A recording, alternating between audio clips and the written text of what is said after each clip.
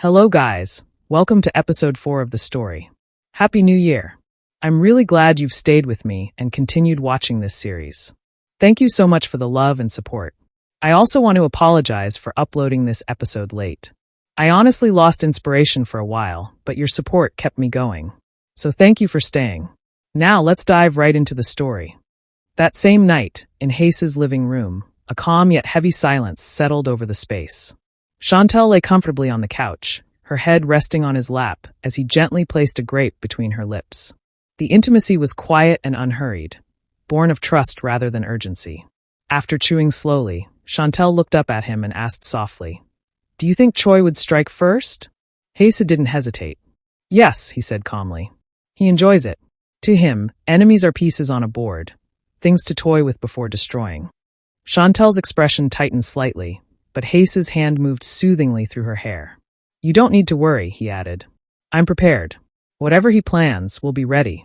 She nodded, comforted by the certainty in his voice. Haesoo bent down and pressed a gentle kiss to her forehead, lingering just long enough to reassure her once more. The following morning, the dining room was bathed in soft sunlight as Shantel and Ryu sat across from each other, quietly having breakfast. The calm shattered when the sharp sound of heels echoed across the marble floor. Hijene walked in with a bright, practiced smile.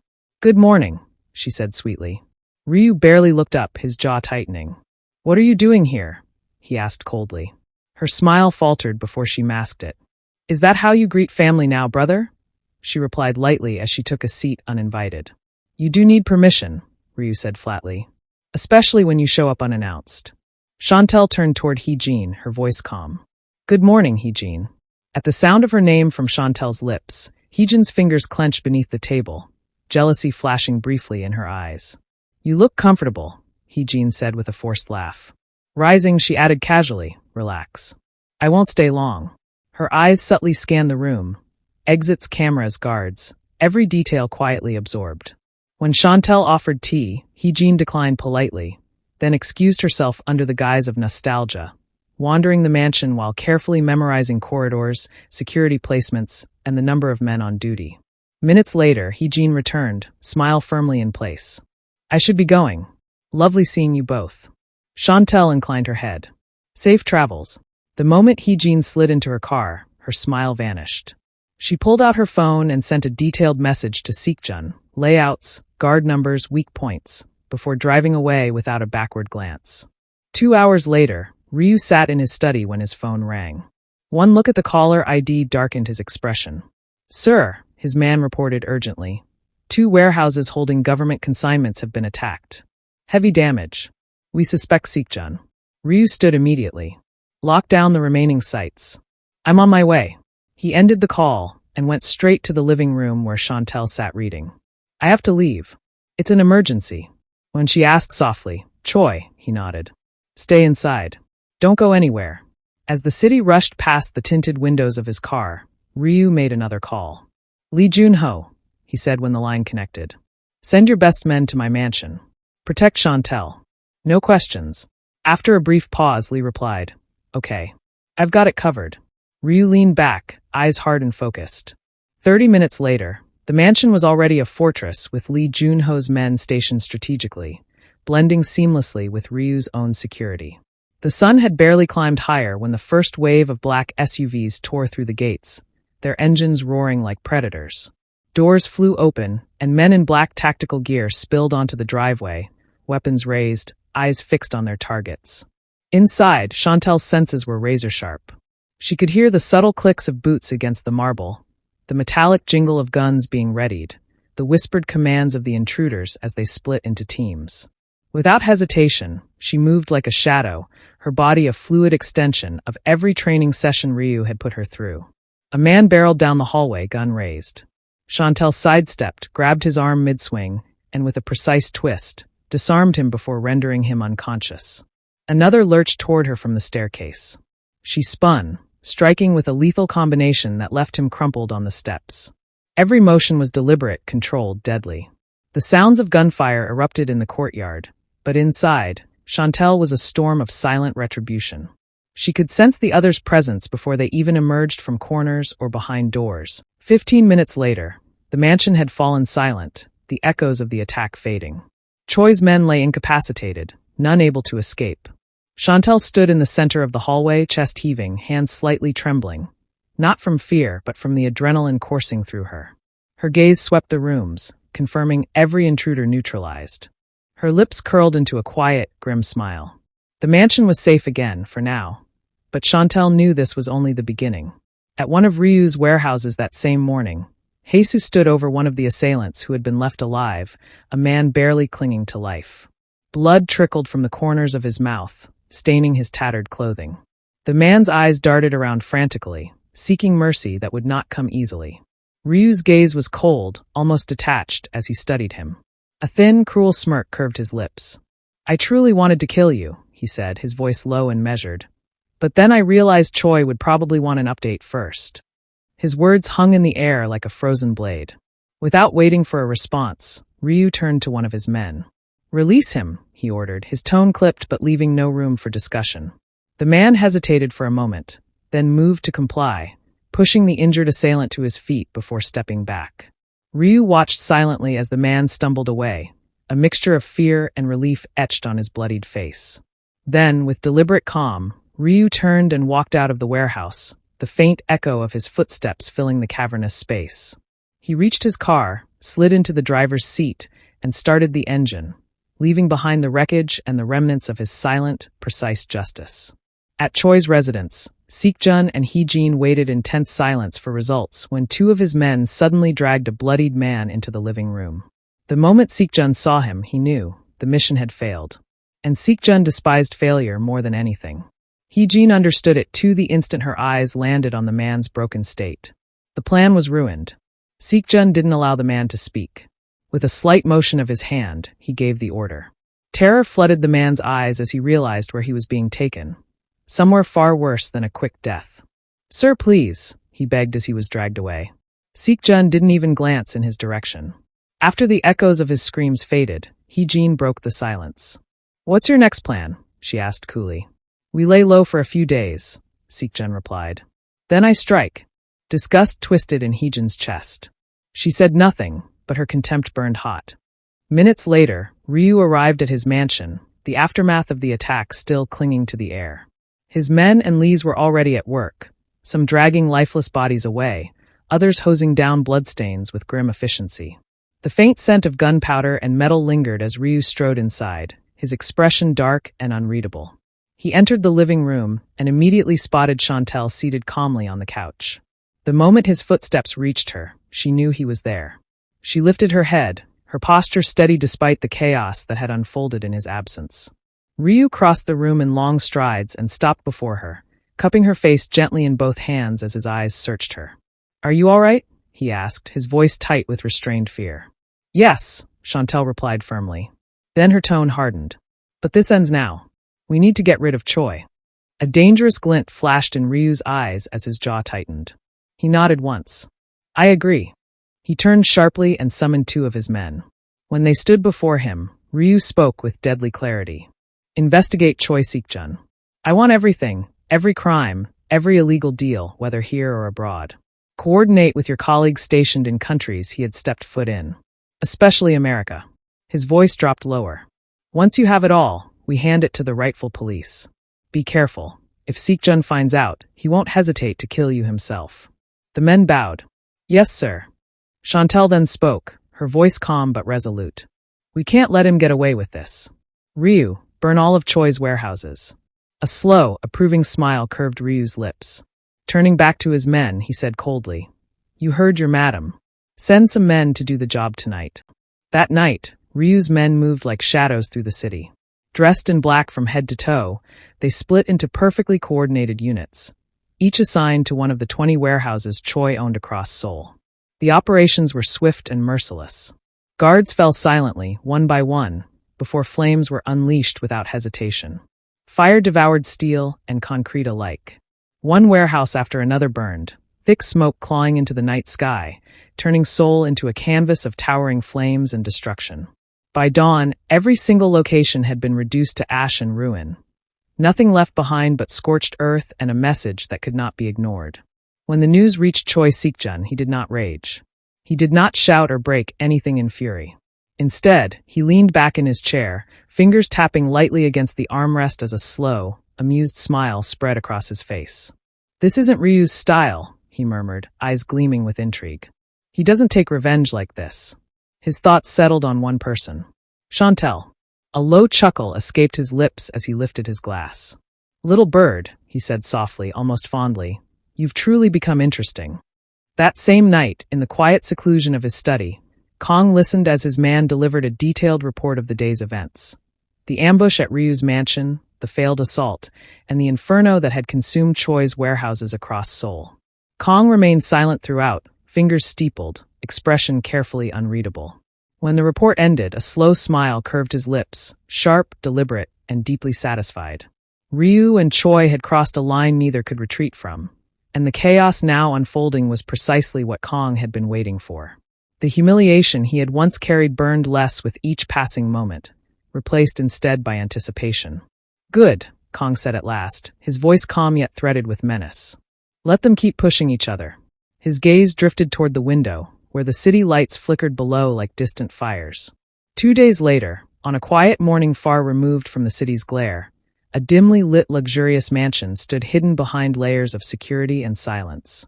Inside, the air was heavy with old memories and unhealed wounds.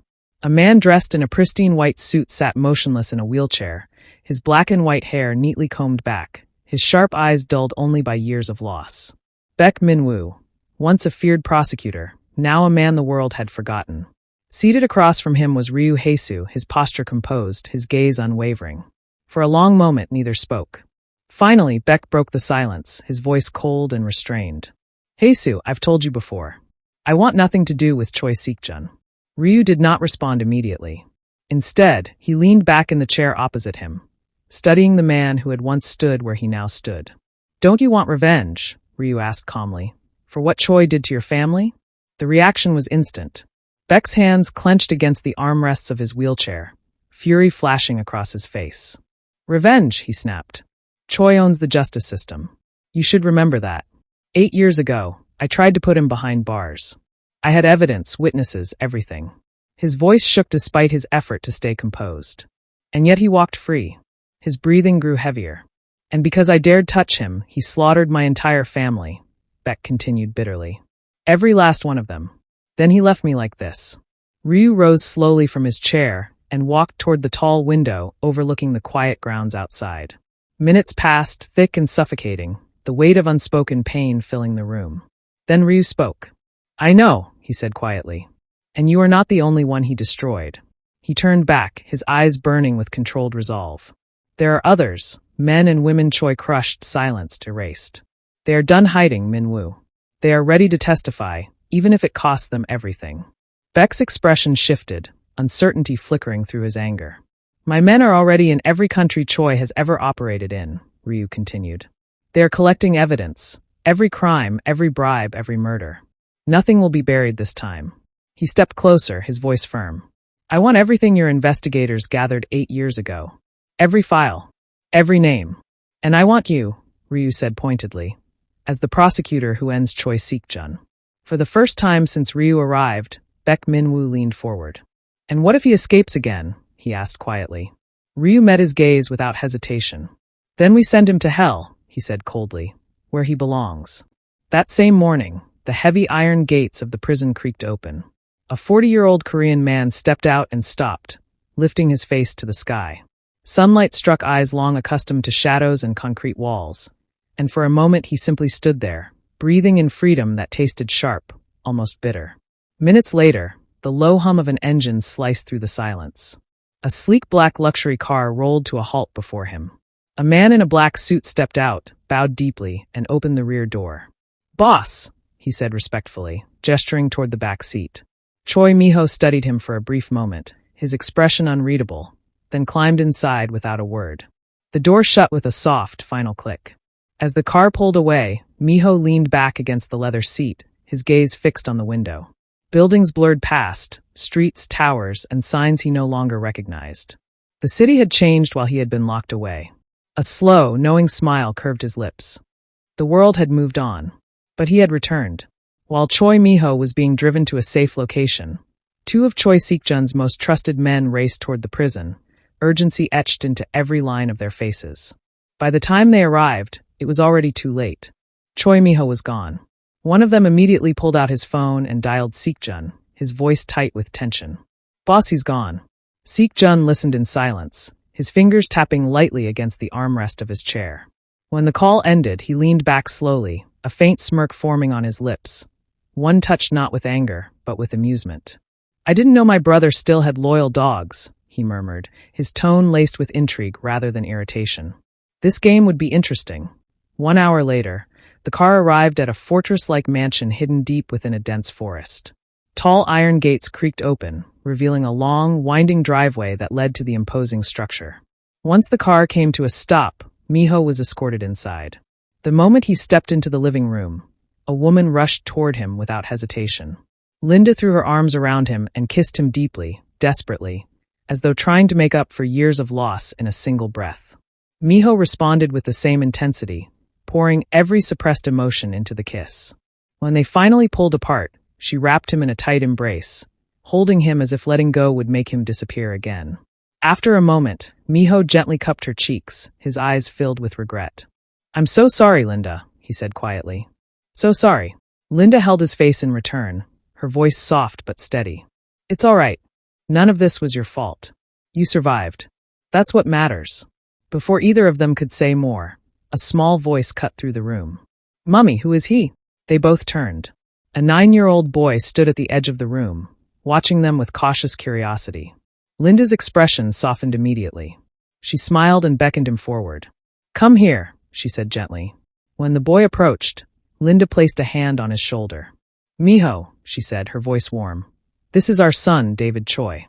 Miho's breath caught. She then knelt slightly, so she was eye level with the child. "David," she continued, "this man is your daddy. Something happened that made him go away for a while, but he's back now." David studied Miho in silence, his young face serious as he took in every detail. After a moment, he spoke, his voice quiet but firm. "I hope you won't go away again." Miho knelt immediately, his composure finally breaking. "I won't," he promised without hesitation. "I swear. I'm here now."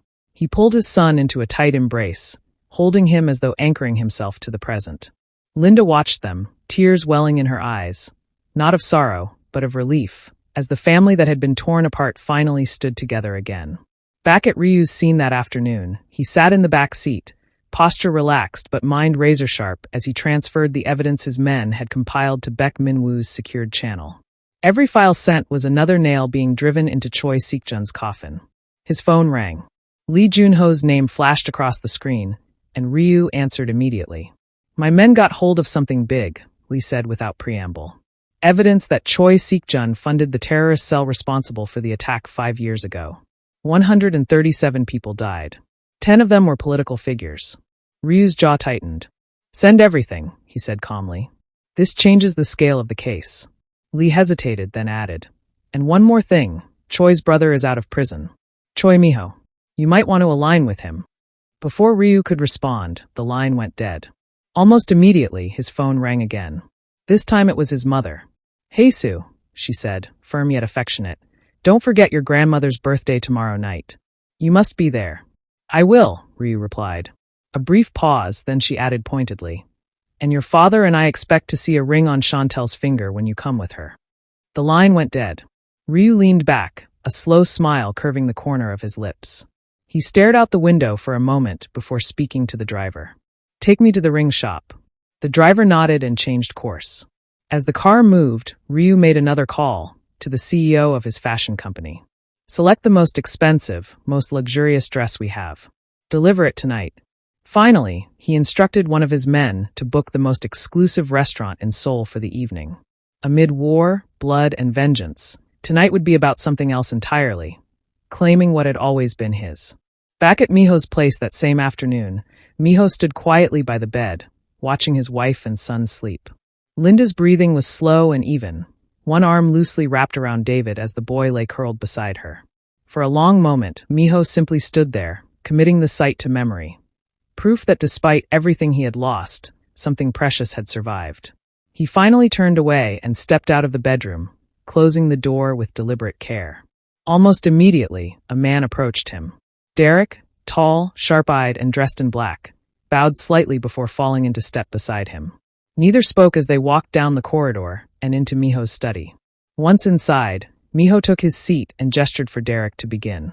Derek did not waste time. He laid everything bare. How Choi Sikjun had consolidated power, expanded his network, and committed atrocity after atrocity across borders. Names, locations, dates. Murders buried beneath bribes.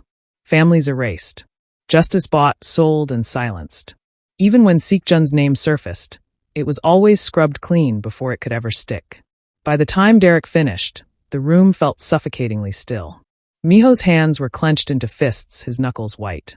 Rage simmered beneath his controlled exterior, old wounds torn open once more. When he finally spoke, his voice was low, strained. He destroyed everything, and lived like a king. Derek watched him carefully before speaking again. "Sir," he said firmly, "you should not fight alone." Miho looked up. "Ryu Haesoo and Lee Junho are moving against your brother," Derek continued. "They're gathering evidence, building alliances. They want Sikjun finished for good." Miho leaned back slowly, the weight of the truth settling over him. "And they think they can take him down?" he asked quietly. Derek met his gaze without hesitation. "With you, sir, they just might." Miho's expression hardened, resolve sharpening in his eyes. After a brief moment, he gave a single, decisive nod. "Then contact them," he said calmly. "Let them know I'm ready to meet." Derek inclined his head in acknowledgement. "Yes, sir." As Derek turned to carry out the order, Miho remained seated, his thoughts drifting back to the sleeping faces of his wife and son.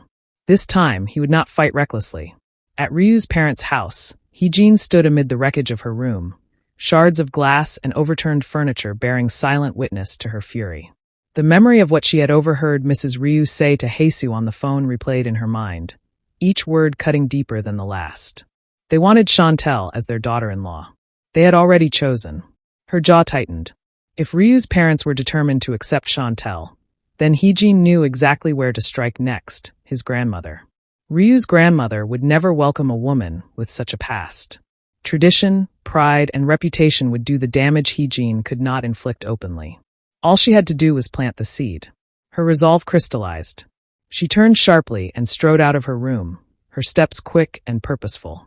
She had barely reached the hallway when Mrs. Ryu's voice stopped her cold. "Where do you think you're going?"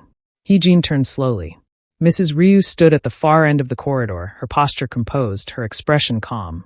But her eyes were sharp, assessing, as though she had already unraveled Hijene's plan.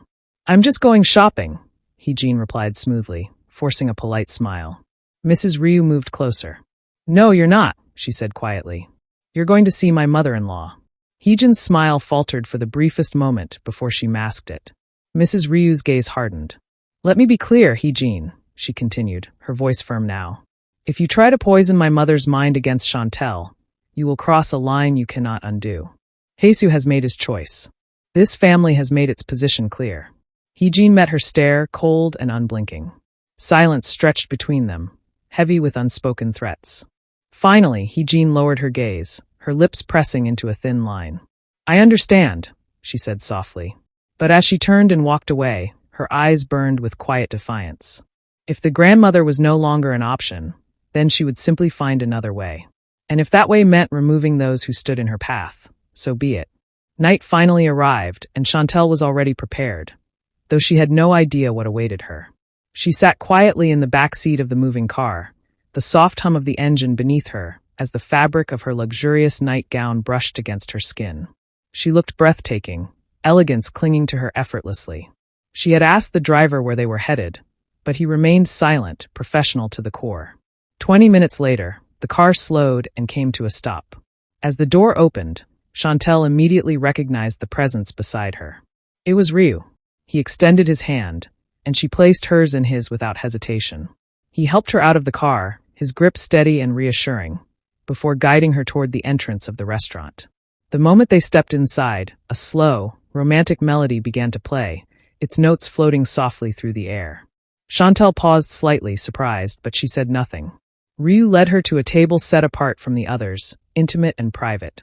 He pulled out her chair and helped her sit before taking the seat opposite her. With a subtle gesture from Ryu, the chefs approached, presenting the dishes with practiced grace. The aroma of the food filled the space between them as they ate in a calm, unhurried silence. 25 minutes later, as the last plates were cleared away, Ryu rose from his seat. He reached into his jacket and stepped around the table, stopping in front of Shantel. Her head tilted slightly toward the sound of his movement, curiosity stirring. "Shantel," he said softly. Before she could speak, he slowly lowered himself onto one knee before her. "Ryu?" she whispered, uncertainty threading through her voice. He took her hands in his, warm and steady, grounding her. "I know you can't see this," he said quietly, emotion thickening his tone. "But I want you to feel every truth in it." He guided her right hand to a small velvet box. Her fingers trembled slightly as she traced its shape, realization dawning, her breath catching in her chest. "Beautiful," Ryu continued, his voice firm yet tender. "I lost you once without even knowing it. When I found you again, broken and hurting, I made a promise to protect you, to give you back your strength, your voice, your life." Her lips parted as tears pooled in her eyes, slipping down her cheeks. "You are not a woman defined by what was done to you," he said, squeezing her hands gently. "You are courage. You are fire. You are home." He paused, then spoke again, his voice unwavering. "I choose you. Today. Tomorrow. And for the rest of my life." He inhaled slowly, steadying himself before saying her name. "Shantel," he said softly. "Will you marry me?" For a moment, the world seemed to hold its breath. Then Shantel laughed softly through her tears, a sound filled with disbelief, relief, and pure joy. "Yes," she said, her voice trembling but certain. "Yes, Ryu. I will."